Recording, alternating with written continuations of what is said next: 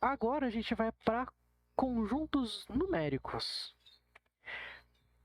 Eu gostaria que vocês compreendessem o que é um conjunto, né? Eu vou passar rapidinho sobre isso. Como representar os conjuntos, quais são os conjuntos numéricos, né? Como a gente divide esses conjuntos e qual é a relação entre os conjuntos numéricos, né? Bom, primeiramente, o que é um conjunto? Conjunto é um termo matemático utilizado para designar agrupamentos de coisas que possuem pelo menos uma característica em comum. Comumente chamamos um conjunto por uma letra maiúscula. Como assim? Vamos falar de um conjunto, o conjunto A. O conjunto A, eu posso dizer aí que é o conjunto de frutas, né? Conjunto G. Conjunto G é o conjunto de pessoas nessa foto. Conjunto Y, o conjunto de doces que aparece aqui. Conjunto de doces, pode ser, certo? Simples, né? No conjunto A, qual é a sua característica em comum? Todo mundo é fruta. No G, qual é a característica comum? Todo mundo é pessoa que está na foto. E o conjunto Y, a característica em comum eles são doces. Agora a gente pode falar um pouquinho sobre elementos. Os elementos eles são objetos que constituem um conjunto. Comumente a gente escreve os elementos com letras minúsculas ou a gente trata eles pelo nome que ele leva. Podemos escrever os conjuntos na forma de lista de seus elementos, colocando uma letra para designar seu conjunto, sinal de igual, e em seguida sua lista de elementos dentro de chaves, separados por vírgula. Vamos dar uma olhada. Nesse conjunto A aí, a gente pode escrever, ó, como a gente estava falando, a gente coloca a letra para designar o conjunto, o sinal de igual, abre chaves e começa a listar qual é a lista de elementos que existe dentro desse conjunto. Nesse caso eu coloquei uva, kiwi, maçã verde, morango, toranja, laranja, amora, melão, limão, enfim. Nesse caso aqui, é um conjunto de pessoas, mas a gente pode listar quais são as pessoas que estão aqui. Eu coloquei aqui, ó, Rodrigo, Victor, Matheus, Eduarda, Ana e Stephanie. Nota que eu não quis colocar todas as frutas, então eu só coloquei eu só coloquei reticências, certo? Nesse caso aqui, como meu conjunto ele tinha só elementos, eu abro chaves e no último elemento que eu coloquei eu fecho chaves, ok? E por último aqui, eu tenho o conjunto Y, que era aquele conjunto de doces, e eu posso citar os elementos que estão dentro dele. São os M&M, jujuba, marshmallow, brigadeiro, beijinho, etc, etc, etc. Ok? Agora, a gente vai entender uma coisa. A gente já sabe o que é um conjunto, a gente já sabe o que é um elemento. Mas como é que eu mostro graficamente, matematicamente assim, como é um conjunto? Como é que eu represento ele? Bom, a gente desenha os conjuntos de uma forma circular e os elementos a gente coloca como pontos dentro desse círculo. Só que a gente nomeia esses pontos, né? Segundo os próprios elementos. Se o elemento está dentro desse conjunto, se ele pertence ao conjunto, então a gente coloca o ponto dentro do conjunto. Se não, a gente coloca o ponto fora, ok? Aqui remetendo ao slide anterior, né? O A era o conjunto de frutas. Então eu coloquei um ponto para cada tipo de elemento diferente que tinha lá. Então a gente tem um ponto para uva, kiwi, maçã verde e tal. Mesma coisa com o conjunto G, que era um conjunto de pessoas, e o conjunto Y, que era o conjunto de doces. É assim que a gente representa graficamente um conjunto, certo?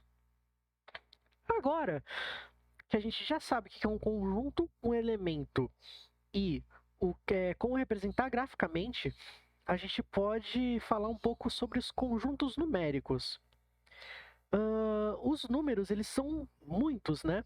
Porém, aliás, são infinitos.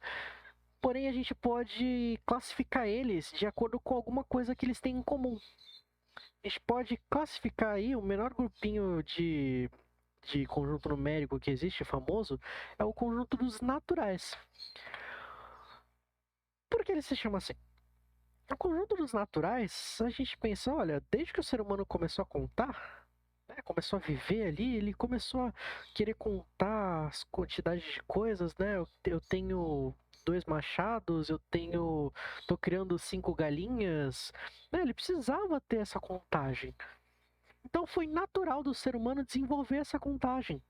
a contagem do 0, 1, 2, 3, 4, 5, 6, 7, 8, 9, 10, indo até o infinito. Então, como esses números foram naturalmente desenvolvidos com o ser humano, né, a gente chama esse tipo de número natural. Essa é a representação no diagrama de Venn, né? Eu não preciso colocar todos os números que estão dentro do conjunto, né? Basta eu dizer qual é o conjunto e colocar alguns exemplos de elementos, ok? Se eu colocasse todos os números aqui, ficariam infinitos. E como eu falei, eles serviam para contagem de animais, ferramentas, objetos no geral. A gente usa esse N estilizado aqui para representar o conjunto dos naturais. Como é que faz ele? Você pode colocar uma barra e escreve N. Tem muita gente também que coloca a barra aqui no meio. Você pode escolher do jeito que você quiser para representar isso daqui. Mas tem também o conjunto N estrela. O N estrela é um conjunto que ele se refere aos números naturais, né, ao conjunto numérico dos naturais, só que sem o zero. Beleza? A gente pode estar trabalhando com isso ou não, dependendo do que a gente vai ver, mas sempre que a gente tiver um conjunto numérico com uma estrela, significa que a gente vai trabalhar sem o zero. Vamos lá. Agora a gente tem o conjunto dos inteiros. Os inteiros representados pela letra Z. A gente pode definir o conjunto dos inteiros como os elementos do conjunto dos naturais e seus opostos. Ok, então a gente tem o conjunto dos inteiros, eles têm dentro dele os naturais e os opostos ao natural. Mas o que é o oposto? O número é oposto ao outro se a soma dos dois for zero. Ah, mas como assim? Olha só. Se a gente somar 1 com menos 1, dá zero. Então, menos 1 é oposto a 1. E o 1 é o oposto de menos 1. 1100. Se eu somar com menos 1100, dá zero. Então, 1100 e o menos 1100 são opostos. Certo? Então, todo número natural, se eu pegar o oposto dele, eu pego eu pego a lista de números naturais, daí eu pego o oposto de todo mundo, eu tenho todos os números inteiros. A gente pode, então, listar os elementos do conjunto. Como? A gente coloca assim, ó. Z é igual, abre chaves, né? 0, mais ou menos 1, mais ou menos 2, mais ou menos 3, mais ou menos 4, e assim por diante. Ou ainda tem muitos livros que eles colocam, né? Que você vem do menos infinito, que vai vindo do menos 10, menos 9, menos 8, menos 7, menos 6, menos 5, menos 4, menos 3, menos 2, menos 1, 0, 1, 2, 3, 4, 5, 6, 7, 8, 9, 10 e indo até o infinito. Beleza? Uma coisa que talvez algumas pessoas tenham notado é que não tem mais ou menos zero. É porque o zero ele é o próprio oposto, né? Porque 0 mais quem que dá 0? Ele mesmo, 0. Então não faz também muito sentido colocar mais ou menos 0, porque 0 e menos 0 são a mesma coisa. Assim, essa aqui é a representação no diagrama de Venn, né? Os números naturais dentro do conjunto dos números inteiros. E o conjunto dos inteiros tem elementos que são os números negativos, né? E por que a gente utiliza Z? A origem do símbolo Z, ela veio da palavra alemã Zahl.